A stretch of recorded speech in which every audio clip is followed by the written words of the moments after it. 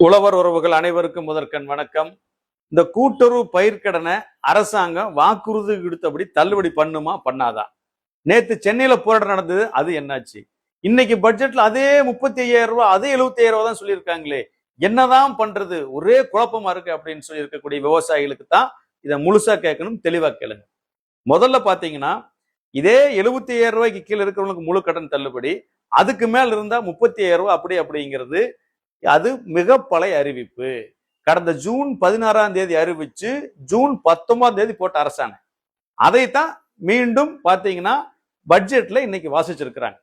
நாம நேத்து சென்னையில பாத்தீங்கன்னா ஒரு தொடர் காத்திருப்பு போராட்டம் அறிவிச்சிருந்தோம்.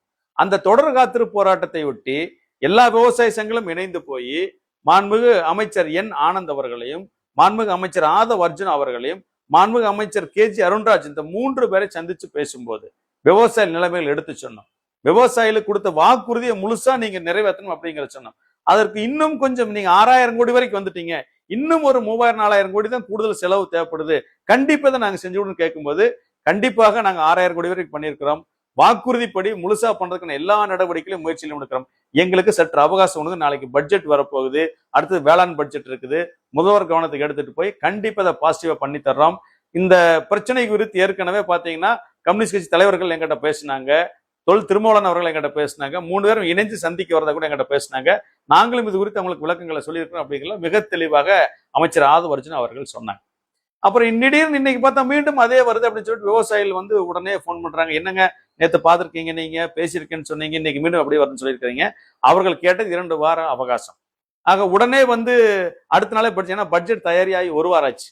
அப்ப நேத்து நாம பேசுனது உடனே பட்ஜெட் இல்ல, அதை திருத்தம் பண்ணி அதெல்லாம் ஆட் பண்ணி கொண்டு வரல, சாத்தியமில்லாத விஷயம். அரசாங்கம் சட்டசபை முடியறதுக்குள்ள 110 விதியின் கீழே எப்ப வேணாலும் இதை அறிவிக்க முடியும். சட்டசபை இல்லாட்டியும் எப்ப வேணாலும் முதலமைச்சரை பார்த்து அதை அறிவிக்க முடியும், அது ஒரு பிரச்சனை கிடையாது. நாம போராட்டத்தை வலுவாக முன்னெடுக்க வந்த போது மூத்த அமைச்சர்கள் 2 வார கால அவகாசம் கேட்டதால நம்ம போராட்டத்தை ஒத்தி வச்சிருக்கிறோம். 2 வார அவகாசத்துக்குள்ள பாத்தீங்கன்னா தவேக கட்சிக்கு ஆதரவு கொடுக்கக்கூடிய எல்லா கட்சிகளையும் மீண்டும் சந்திப்பது, பேசுவது, அமைச்சர் பொறுப்புகளை சந்திப்பது, பேசுவது, இந்த லாபிங் வேலைகளுக்காகவே தான் நம்ம இப்போ சென்னையில் இருந்திருக்கிறோம்.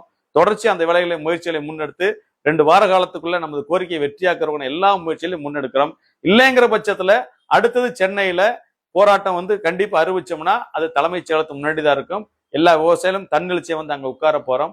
அப்படி வரும்போது போராட்டத்தை ஒத்தி வைக்கிறது, தள்ளி வைக்கிறது எதுவுமே கிடையாது. அரசுக்கு நம்மளால முடிஞ்ச வரைக்கும் ஒரு இறுதி வாய்ப்பாகவும் இதை கொடுத்திருக்கிறோம். எனவே உழவர் உறவுகள் அனைவரும் தயவு செஞ்சு கடனை கட்டாதீங்க. கடனை கட்டாம கடன் தள்ளுபடி கிடைக்கும். அதுபோக இந்த நிபந்தனைகளை பூரா நீக்க சொல்லியிருக்கிறோம். ஆக விவசாயிகளுக்கு உறுதுணையாக இந்த அரசு இருக்கும் என்கிற நம்பிக்கை இருக்கிறது. கண்டிப்பாக இறுதி வரை கோரிக்கை நிறைவேற நாம் அனைவரும் உழவர் உறவுகளாக இணைந்து போராடுவோம். அந்த போராட்டம் என்பது விவசாயிகள் நன்மைக்கானது, மேன்மைக்கானது. இந்த கடன் தள்ளுபடி ஒன்றாவது இந்த விவசாயிகளை மிகப்பெரிய அபாயத்திலிருந்து காப்பாற்றும். வருஷத்துக்கு 10,000 விவசாயிகள் தற்கொலை செய்து கொள்கிற இந்த நாட்டில் நாம் இருக்கிறோம். இந்த பிரச்சனையில் நம்ம போராடி ஜெயிக்காட்டி பார்த்தீங்கன்னா அடுத்து ஒவ்வொரு விவசாயம் தற்கொலை செய்து கொள்ளும் போது அவங்களுக்கு போய் நிவாரணம் கேட்டு போராட வேண்டிய சூழ்நிலை ஏற்படும். எனவேதான் இந்த போராட்டத்தை தமிழக விவசாயிகள் பாதுகாப்பு சங்கம் மற்ற நட்பு அமைப்புகளும் தமிழ்நாடு விவசாய சங்கங்கள் எல்லாரும் சேர்ந்து இதை தொடர்ச்சியாக முன்னெடுத்துக் கொண்டிருக்கிறோம்.